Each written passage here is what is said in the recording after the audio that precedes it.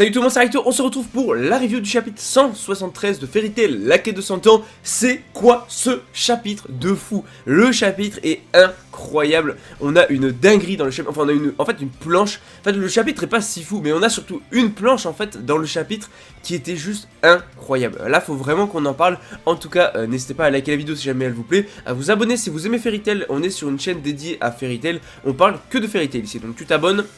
T'as que des vidéos sur Fairy Tail, c'est tout bénef pour toi. Ici, hyper grand fan de Fairy Tail, tu le sais de toute façon depuis le temps.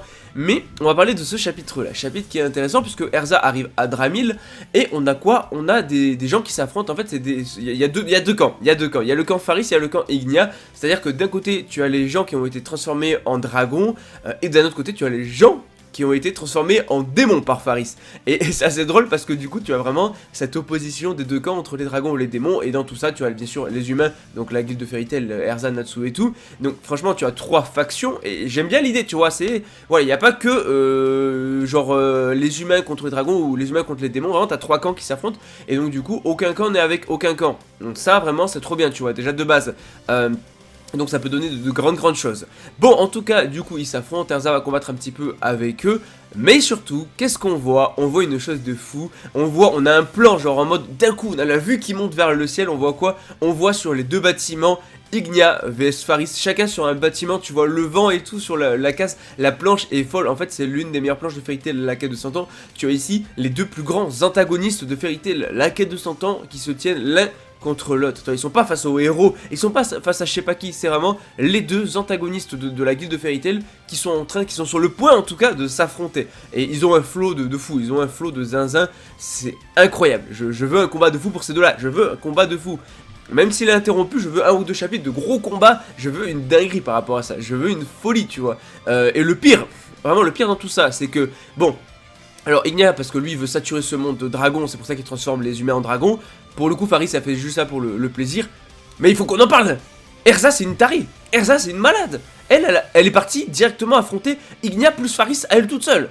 Non mais elle est complètement starbée celle-là, elle est complètement folle. Genre il y a un moment dans sa tête elle s'est dit, vas-y, je vais aller affronter Ignia et Faris à moi toute seule. Alors ok tu es Erza, ok t'as le pouvoir du scénario, ok tu as tout ce que tu veux Erza. Mais non plus, à un moment faut pas exagérer, elle a aucune chance, elle est complètement folle, elle est complètement inconsciente. Là elle partait directement, elle sautait pour affronter les deux en même temps. Genre elle allait s'interposer, bon on aurait pu avoir un 1 vs 1 vs 1. Donc du coup les trois qui s'affrontent, mais je veux dire, il n'y a aucun comparatif, elle a aucune chance. Enfin elle serait fait démonter dès la première seconde tu vois. Donc c'est une dinguerie, vraiment Erza, mais le courage, respect pour le courage, hein, parce que là, aller affronter ces deux monstres là toute seule, t'es trop forte, vraiment, respect. Bon, de toute façon, dans tous les cas, le combat n'aura pas lieu, parce qu'on a qui va intervenir? On a Wed. Et ça, c'est cool, parce que Wed, en forme dragon, est ultra stylé. Il s'est dragonifié, il a été transformé en dragon, il a les deux cornes, l'armure et tout, il est trop badass. Ça y est, maintenant, on va pouvoir régler la question de qui est le plus fort parmi les deux épéistes. Est-ce que c'est Erza de Ishgard ou bien Wed de Giltena? Voilà qui est l'épéiste le plus fort du monde, tu vois. Donc, c'est bien, on aura cette confrontation entre les deux épéistes, entre Erza et Wed. Donc Wed qui est encore plus fort qu'il ne l'était avant, qui a été dragonifié. Alors, on l'oublie pas, mais dans tous les cas, peut-être que Erza peut utiliser la magie anti-dragon, puisque Wendy a déjà enchanté Erza et ses épées. De toute façon, je pense qu'elle a dû le faire avant qu'ils partent tous chacun de leur côté. Donc, ça, c'est intéressant. Là, on a des combats qui se profilent qui sont vraiment très cool. D'un côté, Erza vs Wed, bon, Ignia vs Faris, c'est le summum du combat que j'attends le plus, tu vois. Et on apprend aussi qui va affronter qui. Voilà, qui va affronter qui. En fait, en réalité, c'est Grey qui va aller du côté de Byrness. Bon, alors le gars, il arrive tout seul devant Byrness qui protège la Lacrima. Soit il reçoit de l'aide, je ne sais pas de qui, mais soit il reçoit de l'aide de toute façon.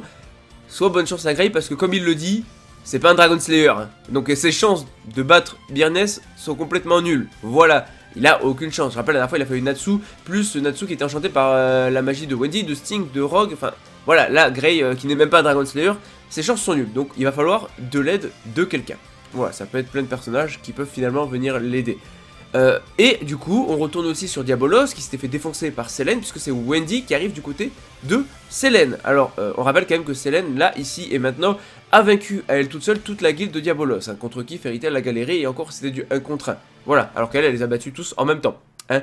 Bon, peut-être par surprise, parce qu'ils s'attendaient pas à ce que Selene perde la boule et les attaque aussi, mais quand même, tu vois. Bon, dans tous les cas, ils expliquent un petit peu la situation, Wendy veut les soigner et tout, et ils expliquent qu'elle a perdu la raison, et Wendy elle est en mode, voilà, je vais la ramener à la normale, je le jure en tant que Dragon Slayer Céleste, et Wendy avec une telle assurance, ça fait plaisir, et en plus, même eux le notent, genre, même Kyria elle est en mode, attends, t'as toujours autant de volonté et tout, et voilà, c'est cool, parce que Diabolos, moi en fait, j'ai kiffé leur développement, qui sont passés d'antagonistes, bon, comme beaucoup de persos, mais passer d'antagoniste à protagoniste, et je trouve que c'était bien amené et tout, et les personnages, je trouve que Mashima et Atsuo Ueda ont réussi à les rendre attachants.